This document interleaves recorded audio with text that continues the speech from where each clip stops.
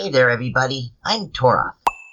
They, them, thank you. I'm a dragon that makes videos on the internet, and I need to talk to you about something that's making me want to eat my own tail. So, hi. I exist in a bunch of different online spaces. I'm a furry. Surprise! I'm a dragon. I feel like that was implied. I'm queer. I make art and music, and I hang out on Discord servers where people talk about their OCs and send each other pictures of frogs. Niche stuff and normal stuff. You know, the kind of stuff that makes the internet feel like a place where you can actually be yourself. And lately, that stuff, whether it is niche or normal, is screamed. But not figuratively. Literally, I have screaming emails. I have a folder on my desk labeled, "Oh, come on!" and it's overflowing. Because here's the thing that nobody tells you when you design your first persona. The same people who control your ability to buy groceries online are also quietly deciding that your drawings of dragons are of financial risk. And they are wrong. They're not wrong because of the drawings. They're wrong because the system is broken in a way that turns anything outside a very narrow definition of normal into a liability. Here, let me show you what I mean. Back in July of last year, and I know, time is fake, stick with me, Steam updated its rules for game developers, and the new rules said, and I'm quoting from reporting at the time, that developers cannot release content that might violate the rules and standards of payment processors, card networks, or internet service providers. Now, read that again, slowly. Steam, the biggest PC gaming platform on Earth, told developers that they have to ask permission from Visa and MasterCard before they know if their game is allowed to exist. Not the government, not a court, not even Steam's own content guidelines. Visa, the company that sends you a new credit card every 3 years because chip technology. Or whatever. The reporting noted that Steam had previously allowed adult games as long as they were properly labeled and age restricted. But this new vague rule meant that developers suddenly had to worry about what some bank executive in Delaware thought about their anime dating simulator. And here's where it affects us. The same reporting mentioned that this wasn't just a Steam thing. Payment processors had been pressuring platforms across the board. And one platform that got hit hard? Fansly. Fansly is like OnlyFans, but with better tags apparently. And they updated their terms of service to appease payment service providers. Among the content that got banned? Furries. I'm not making this up. There's a comment on a user from My Figure Collection from June 2025 that says, and I quote, "Fansly had recently banned a lot of content at the request of payment processors. Among that content is furry content as well, meaning Visa and MasterCard are starting to target things other than just anime now." That's right, Visa and MasterCard looked at drawings of anthropomorphic animals, Robin Hood, Zootopia, the entire Disney Renaissance, and my whole deal, and decided that this specific niche of self-expression was too hot to handle. Meanwhile, actual criminal activity, money laundering, human trafficking, those are fine as long as the transaction fee's clear, but a fox in a hoodie? Oh, absolutely not. Think of the brand risk. But wait, it gets worse. Because I know some of you thinking, well, Toroth, I don't use Fansly. I don't use Steam. I use itch.io for indie games. Surely they're safe. No. No, they are not. In August 2025, so like a month after the Steam thing, itch.io, which I'm now going to pronounce Itch.io because it amuses me, they got hammered. Payment processors leaned on them to restrict adult content. According to reporting from Games Hub, Itch.io started quietly restoring some not-safe-for-work tagged games that were taken down from being either indexed and visible or even sold. They would restore the games only if they were free. If you charged money for your game, like trying to make a living as an indie developer making weird visual novels or weird experimental stuff, your store page stayed locked. Payment access stayed suspended. The article notes, and I need you to hear this, the newly restored games aren't just not safe for work clickbait. Some are award-winning visual novels, queer dating sims, or text-heavy narrative titles with a mature and a loyal audience. Their only offense was having certain keywords attached. Words like trans, kink, or 18+. Trans. The word trans was enough to get your game flagged by a payment processor's automated system. Not because anyone at Visa read the novel or played the game, not because they determined it contained explicit content, but because an algorithm scanned the tags, saw something the algorithm said was spicy, and flipped a switch. When developers tried to work around it by posting their games for free, and asking for donations on Patreon, that was described by Itch.io as messy and breaking the storefront logic, as if the developers were ones causing the problem, not the trillion-dollar payment cartel that decided their entire livelihood was a reputational risk. Furry fandom is big, and it's full to bursting with creative people. I make art, you make art, we hang out on Discord and share works in progress and hype each other up. Every single day, there is a non-zero chance that the financial infrastructure of the entire internet decides that our community is just too weird to do business with. Here's the part that keeps me up at night. It's not about legality. It's not about harm. It's about optics.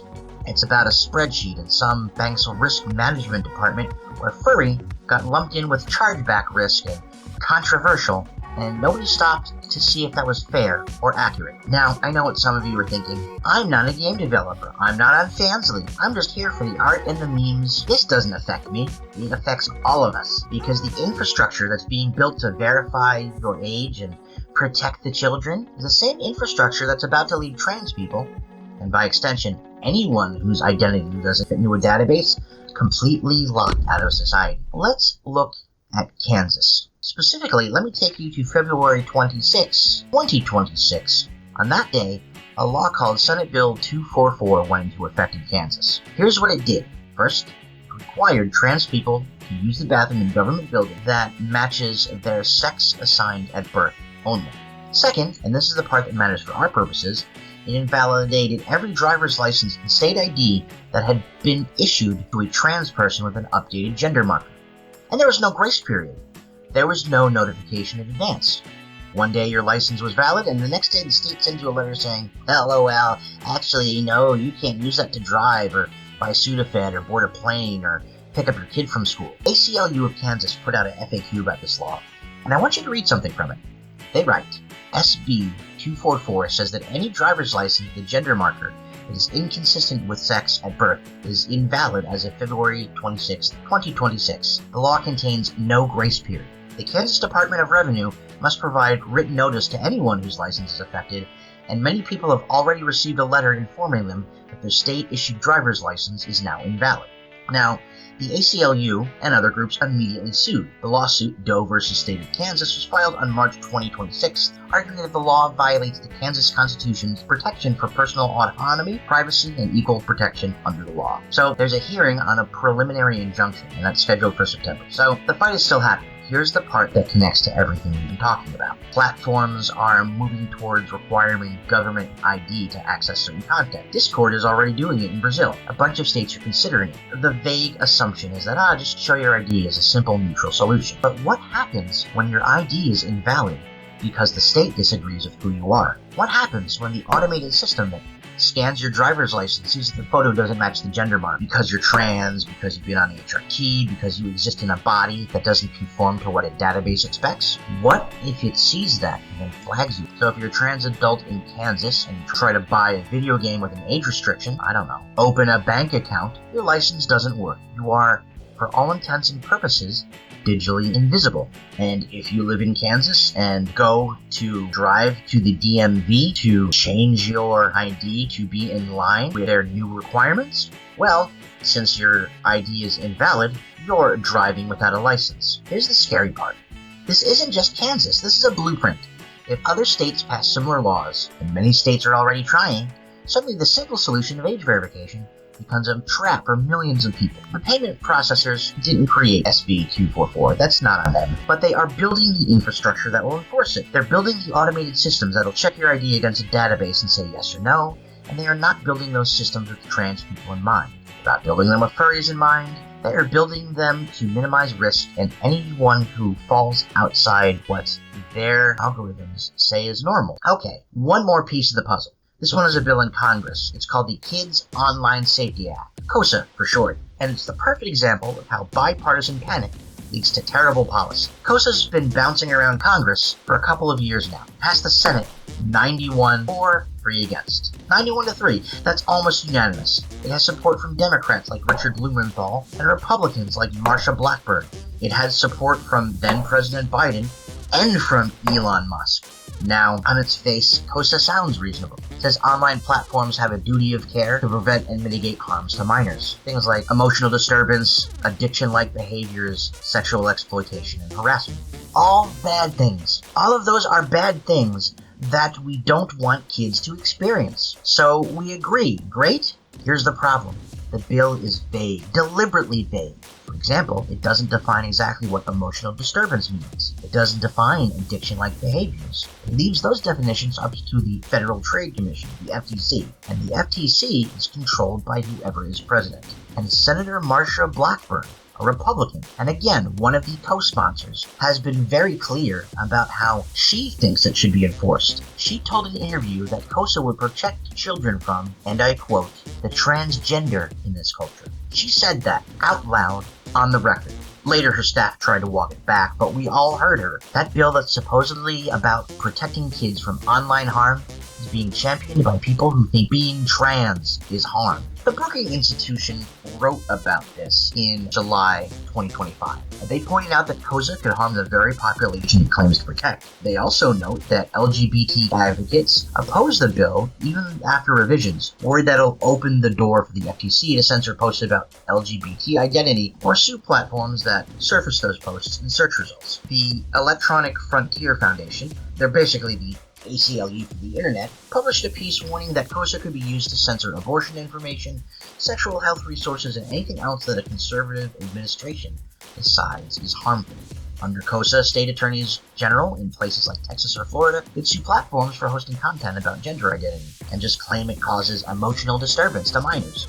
And here's the kicker. To comply with KOSA, platforms will have to implement age verification system, which means everyone, kids and adults, would have to hand over government ID or submit to facial scans just to be able to read a blog post about LGBT history. Which brings us back to Kansas and back to the core problem. Because these two things, the payment processor crackdown and KOSA, they are not separate issues. They're intertwined with the same issue. They're both examples of a system that outsources moral judgment to the people who control the money and the people who control the law without any input from the people or communities or marginalized who will be most affected. I know it's been a lot. I've been doom scrolling about this for weeks, and my brain feels like static and cotton. But I didn't bring all this up just to make you sad. I brought it up because there are things we can do, and I think we have to do them. So first, community support. The ACLU is suing Kansas over SB 244. They need money. They need attention. They need people to know that's happening. If you can donate, donate. If you can share, share. If you live in Kansas, call your representatives. Make some noise. The game developers who got screwed by itch.io and Steam are still out there. They are still trying to make a living. Buy their games directly if you can. Support them on Patreon. Follow them on social media. A lot of them are just hanging on, hoping the payment processors don't notice them again. Second, harass your representatives. And for the FBI agent living in my webcam, I mean that in the most polite, civic-minded way possible. Call them, email them, send them physical letters, show up to town halls, ask them specifically about KOSA. Ask them, how does bill protect LGBT youth without censoring their ability to find community online? Ask them what safeguards are in place to prevent a hostile information from using this to target transgender content. The ACLU has already come out strongly against KOSA, warning it won't keep kids safe, but instead threaten young people's privacy, limit minors' access to vital resources, and silence important online conversation for all ages. Third, don't rely on the payment processors. I'm not going to tell you to use crypto. Ew. I'm not going to pretend I understand decentralized platforms, but I am going to tell you to diversify. Have multiple ways to support your favorite creators. And creators, have multiple ways for your fans to support you. Just don't assume that your favorite platform will still be hosting your favorite artist next year, because Visa might decide that a dragon wearing overalls is a bridge too far. Fourth, don't let them divide us. This last one is the most important, and also the corniest, so bear with me. The reason furry content got banned on Fansly and his other platforms isn't because the payment processors hate furries specifically. It's because furries were an easy target. We're weird. We're niche. We don't have lobbyists, and we're not going to run Super Bowl ads. And if you can ban furries without anyone important complaining, then you can move on to the next weird group, or the next, and everything that isn't bland and corporate approved has been scrubbed from the internet. That same logic applies to trans people, to queer creators, to indie developers making weird art, to anyone whose existence doesn't fit neatly into a spreadsheet. So don't let them divide us. If the furries get banned, show up for them. If the trans kids can't get their IDs, show up for them. If your favorite visual novel gets delisted because it has the word kink in the tags, show up for them. Even if it's a kink you don't specifically like, we're all in the same leaky boat. And the people controlling the money are hoping that we'll fight over who gets the good seat, instead of noticing that they're drilling holes in the goddamn hole. Look, I'm gonna level with you. I don't have a perfect answer. I don't have a 5-point plan to fix the global payment processing system. I'm just a dragon in a purple shirt and overalls who makes videos on the internet. But I know that communities like ours have survived worse than this. We've survived purges and panics and people who think we're weird and dangerous. And we survived because we took care of each other. So take care of each other. All of us. Thanks for hanging out with me. Go drink some water. Go check on your furry friends. And next time Visa sends you a "we value your business" email, just remember, they don't. They value your money, and they only value your money as long as you spend it on things they approve of. Be loud. Be weird. Be a reputational risk. Now, I'm gonna go watch some cartoons and take a nap. I'll see you next time.